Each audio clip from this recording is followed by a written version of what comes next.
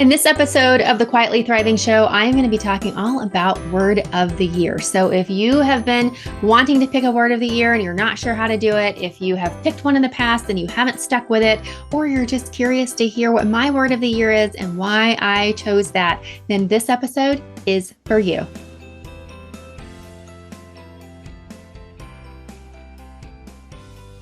Hi, I'm Vicki Regina, and welcome to the Quietly Thriving Show. So, in this episode, I'm going to be talking about picking your word of the year, what that means, why it can be really impactful for your year, how to pick a word of the year, what to do with it. And I'm also going to be sharing a little insight into what my word of the year is this year and why I picked it, because that can sometimes be really inspiring to understand why somebody's using a particular word of the year, right?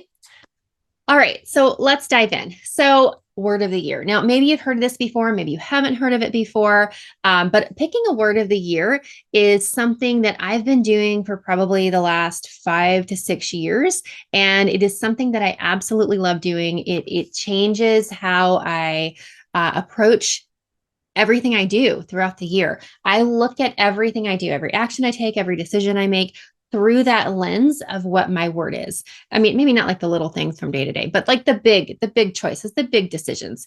I filter it through my word of the year because my word of the year is that's my intention. It's my anchor for the year. It's what I'm trying to step into. And that's why I think having a word of the year can be so important, because the word that you pick becomes your work. That is like, I don't think most people pick a word of the year that's something that they're already doing that is easy for them. You pick something that you're wanting to step into, or you're wanting to experience more of, or you're wanting to invite more into your life. And so that becomes your work. So if you don't really like it, let's say, for example, you choose abundance for your word of the year, and you pick that because you're struggling to feel like you have this sense of abundance in your life, then that's your work. Learning how to be open to it, learning how to receive it, learning how to create it, learning how to appreciate it.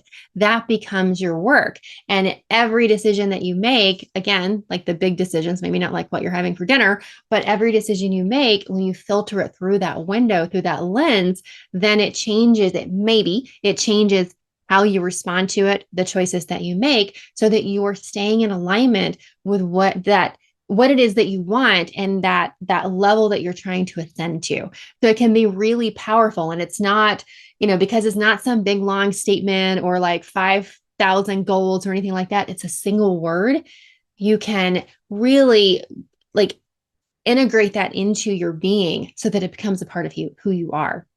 And one thing I've noticed as I look back over the last 5 or 6 years or so, the words that I've chosen each year, they build upon each other. Like they're like building blocks. They're like part of a journey, a puzzle piece. Like I couldn't have done year 3 if I hadn't have worked on years 1 and 2.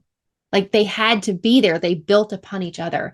And so that's what's so wonderful when you really anchor into choosing a word of the year and really working on it and making that your focus as you're going throughout your life. It helps you to elevate to higher levels, and it builds upon each other. So one of the questions that I hear from folks is, well, how do I pick my word of the year? So there's a couple of different ways. For me, my word always comes to me. So originally, back when I first started picking words of the year, when I first started hearing about it, I just kind of picked words that sounded nice. Like, oh, that sounds like a good idea. Like, yeah, that sounds like that'd be great for the next year.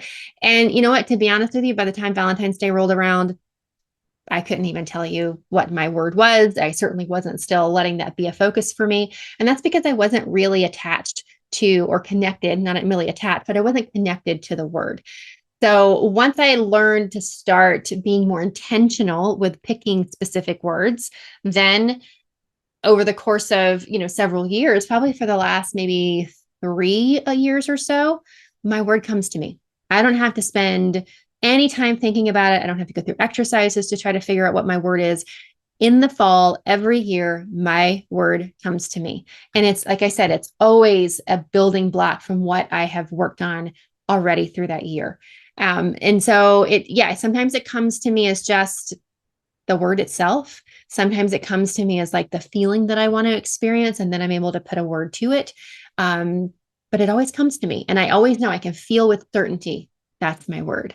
So I don't question it. I go with what that intuitive guidance is, and it's never let me down. And because of that, that's actually one way that I'm already right off the bat, more connected to that word, as opposed to picking a random word and then trying to become attached to it.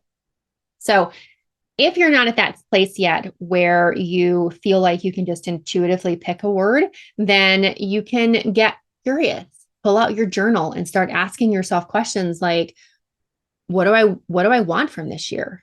Who do I want to be this year? What do I want to achieve this year? What do I want to experience this year? What do I want to feel more of this year? What do I want to feel less of? What do I not want to experience? Sometimes looking at it through that angle can shine a light on what you really, truly want. So get really curious, journal about all of that, and then go back through, read it through, put it down for a couple of days to give yourself a little space, read back through it and start to circle words, start to highlight sentences, start to draw lines and connect the themes that will definitely be there, and use that to help you narrow down to, wow, this is what I'm really wanting for the next year. That can help you get to that space. Another way to do it is to start listing out words that maybe answer that question, those questions as well. Who is it that you want to be? What experiences do you want to have? What do you want to create? What do you want to feel? Just start writing words down. And again, look for overlaps, look for themes. You can do mind maps. You can start just being open and paying attention to words that are around you and what lights you up. There's so many different ways.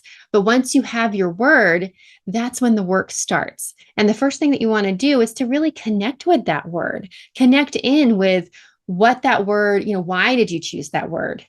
Why is that your word for the year? Why, what is it that you want that word to mean for you throughout the year? If you were able to fully embody and activate that word in your life, what would your life look like? Who would you be if you were living that word?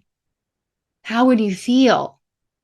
Start writing all of that down. Again, it can be lists, it can be actual like sentences and paragraphs and free, mind dump. That's all fine. Set it aside, come back in a day or two, circle words, highlight passages, and start to connect the themes between what that word really truly means for you. And take some time to sit with it and really feel it in your body. Feel where in your body gets like activated when you think of that word. What lights up? What feels expansive? What releases and softens? Maybe you get butterflies in your stomach. Maybe your chest expands. Maybe your shoulders relax. Think about how it feels, because when you can get really clear on what your word means to you and you can feel it in your body, that's going to help you to use those sensations to assess as you're going through the year whether you're activating that feeling, whether you're activating that word in your life. As you're making decisions, you can run it through. Is that aligning with what I wanted to feel this year, what I wanted to do, who I wanted to be, what I wanted to create or achieve? Is it aligning with that? Is it going to let me feel those butterflies in my stomach that I know tells me that I'm feeling my word? So it helps you really anchor in with that. Also, once you have your word from the year, it can be really, really helpful to put it where you can see it. Put it on the wall, put it on a Post-it note, put it on as a screensaver on your phone. I have a bracelet. I have a bracelet that I had made with my word on it. So you can go on Etsy. There's all kinds of people who make jewelry, notebooks, mugs, there's stickers. I mean, there's so many things that you can get that have your word so that you are constantly seeing it. But again, if you don't want to spend any money on it, that's okay too. Post-it note, put it on your phone, put it on your computer desktop. So many different ways that you can make your word visible. So for me, my word for 2023 is surrender. And that came to me September, October, I was actually reading the book Surrender Experiment. If you haven't read that book, it's a fabulous book. Highly recommend it. I was in a group and we were all reading it. And I think probably all of our words for 2023 are surrender. But that's because it really, like, I could feel like that's where I was. I think that that book and that group also came along.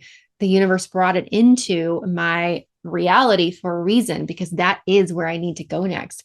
Surrendering so many things. As I assessed what that word meant for me, it is all about surrendering the fears, surrendering doubt, surrendering control. That's a big one for me because I like to try to control, surrendering my mind. So I'm not in my headspace trying to overthink things, staying busy, busy, busy. Surrendering to joy. That's actually a side theme for me this year, is to follow the joy. Surrendering to my truth, surrendering to what feels scary, because I know that's what's going to provide me the playground to grow.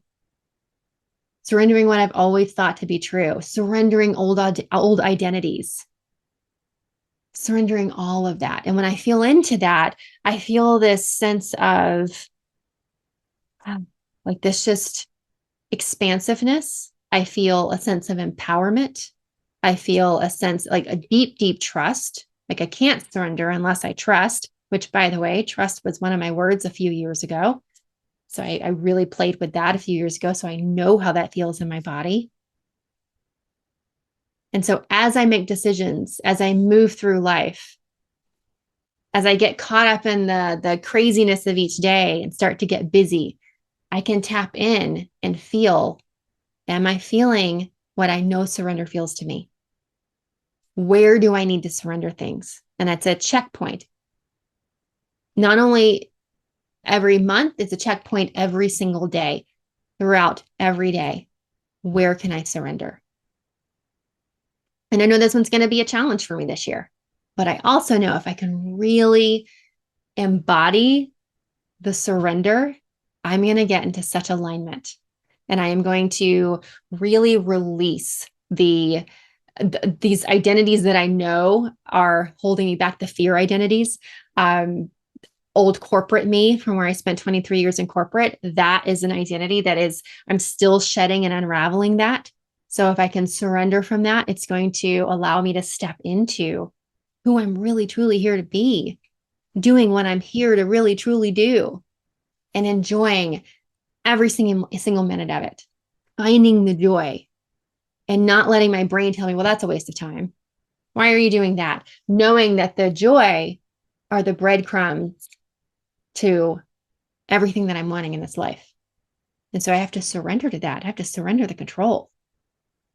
So that's how I use my word for the year. And that's just an example. Everybody's different. You may want to use yours differently, and that's okay. But at the end of the day, having your word gives you an anchor. It gives you a perspective. It gives you a filter. It gives you a feeling. It gives you a playground, an opportunity. And that, if you're really intentional with it and you take the time to be intentional with it, it's what's going to allow you to make this year not a replica or a copy of last year and the prior year and the prior year and the prior year. This is what lets you create a year that stands out and is different. It's where you evolve. It's where you grow.